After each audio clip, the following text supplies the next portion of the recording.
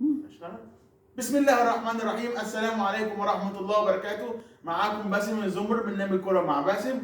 النهارده هنحلل ماتش الزمالك والبنك الأهلي اللي انتهى منذ قليل 2-1 للزمالك، اللي جاب الاجوان زيزو، انكل زيزو حبيبي وشيكابالا المزيكا ابو ادم جاب جول البنك الاهلي كريم بامبو. النهارده في الشوط الاول الماتش كان حلو. النهارده نقول شابوه لابو جبل، شابوه جابوسكي مهما النتيجه. حارس مرمى منتخب مصر الثاني ابو جبل.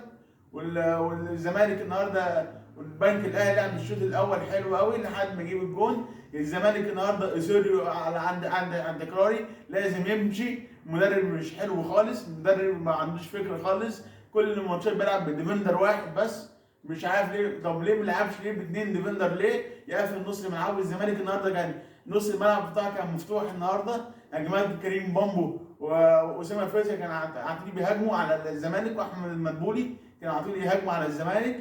الزمالك النهارده الدفاع في الشوط الاول وحش، ومش عارف ليه بيصمم يلعب غلط ليه كده. ده مدافعين كنت المفروض تنزل سيد عبد الله نيمار فين؟ دافعين في فلوس ليه؟ فين نيمار؟ الراجل ده يصير لازم يمشي. يجيبوا حسام حسن، الراجل المرحله الجايه بتاعت حسام حسن وخلاص. بس البنك الاهلي برده لعب حلو برده. بابا بفاسيلي برده لعب ماتش حلو، ولا اجمل ولا احلى ولا اروع.